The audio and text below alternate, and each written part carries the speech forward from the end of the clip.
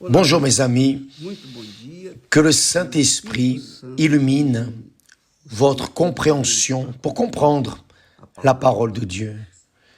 Cette prière que je fais est permanente parce que sans la direction du Saint-Esprit, vous n'allez pas comprendre la Bible, vous n'allez pas comprendre la parole de Dieu, vous n'allez pas avoir la direction du Saint-Esprit pour votre vie. Donc, c'est la prière la plus importante que vous recevez.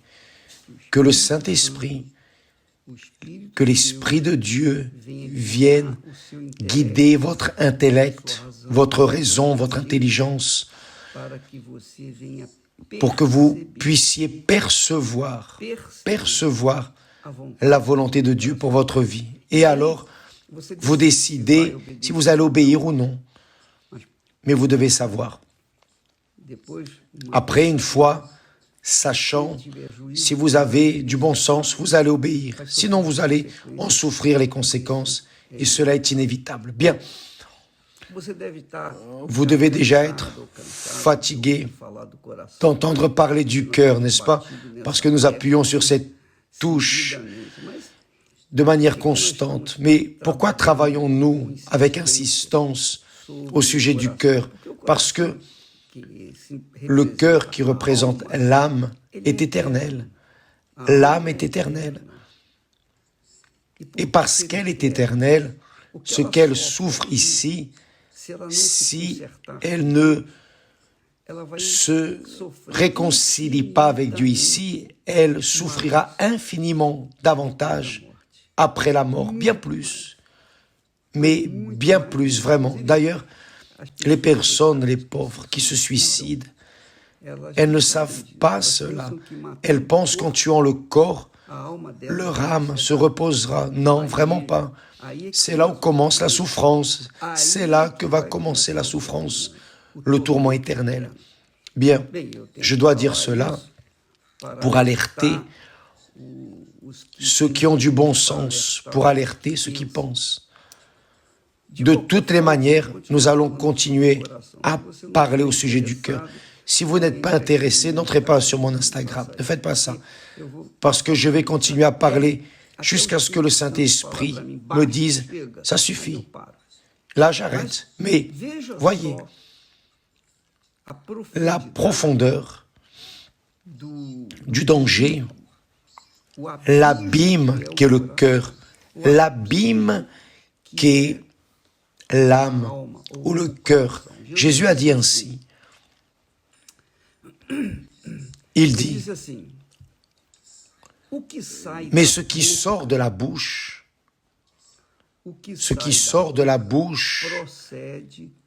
vient du cœur, de l'âme. Et c'est ce qui souille l'homme. Combien de mariages ont été détruits? Combien d'amours ont été brisés? De paroles ont été brisées? Les personnes ont fait des serments qu'ils ont brisés parce qu'ils ont entendu une parole. Et cette parole est venue d'un cœur mauvais, d'un cœur contaminé, un cœur malicieux. Jésus a dit, ce qui sort de la bouche vient du cœur. Et c'est ce qui souille l'homme. Donc, nous devons garder notre cœur par-dessus toutes les choses, mais aussi fermer la bouche et ne pas parler, sinon cela va contaminer ceux qui écoutent la parole. Voyez. Et là, il dit, car c'est du cœur que viennent les mauvaises pensées, et cela souille l'homme. Pourquoi? Car c'est du cœur que viennent les mauvaises pensées. C'est du cœur que viennent les mauvaises pensées. Beaucoup de personnes disent, évêque, parler sur les pensées, parfois viennent de mauvaises pensées. Jésus a dit, c'est du cœur que viennent les mauvaises pensées, les meurtres, c'est-à-dire beaucoup de personnes tuent à travers les intentions du cœur, les pensées, les meurtres, les adultères. Cela est très grave. Tout cela est très grave. Les pensées, les meurtres, les adultères, les débauches. Les débauches, c'est le sexe en dehors du mariage. C'est le sexe en dehors du serment que la personne fait sur l'autel, qui est une chose très commune aujourd'hui. La personne reste avec l'un, reste avec l'autre, et là vient la fornication, le sexe aléatoire. Enfin, la personne a un plaisir ici, un plaisir là, passe dans un coin, un plaisir, marche 1 kilomètre et trouve un autre plaisir. Elle vit forniquant, et cela vient du cœur. Jésus a dit, parce que du cœur viennent les mauvaises pensées, les meurtres, les adultères, les débauches, les vols, les faux témoignages, les calomnies. Voilà les choses qui souillent l'homme. Voilà les choses qui souillent l'homme. Alors, quand vous entrez sur Internet pour écouter des conversations inutiles, vaines, des paroles viles, des paroles qui viennent vous exalter ou vous rabaisser, vous êtes en train de chercher des épines pour vous gratter. Quand vous entrez sur Internet, sur les réseaux sociaux, pour recevoir ou pour chercher la gloire, des louanges. Ah, tu es belle, ah, quelle merveille. Attendez, parce que le jour va arriver où ces mêmes personnes qui vous disent « Ah, aujourd'hui tu es belle », demain vont dire « Oh, mais tu es laide, tu as vieilli. Qu'est-ce qui t'arrive? Tu es malade, tu as attrapé le Covid. » Ça, c'est le problème.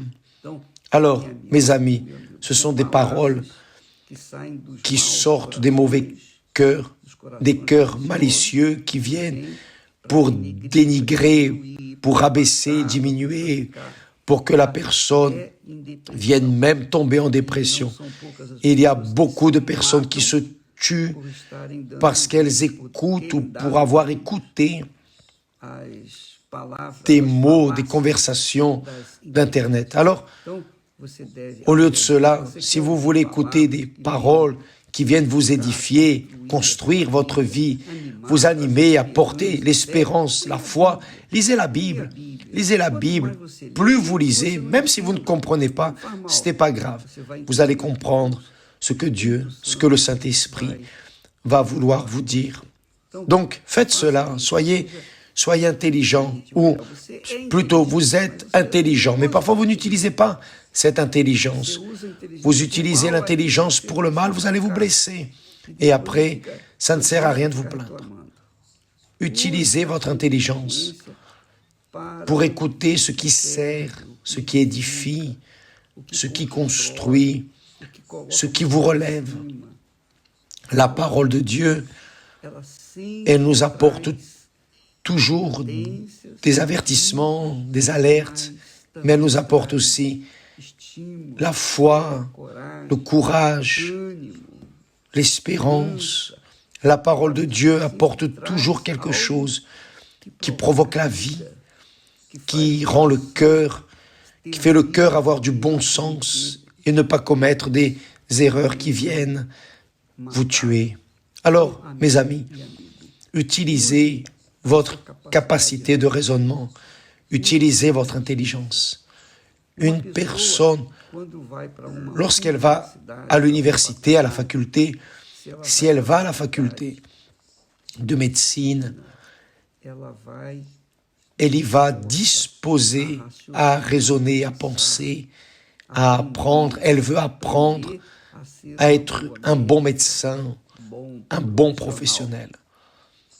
Alors elle s'efforce pour étudier et se former et avoir les conditions, les capacités d'aider son prochain. Bien, lorsque nous lisons la Bible, nous nous formons, ou plutôt le Saint-Esprit forme en nous le caractère de Dieu qui nous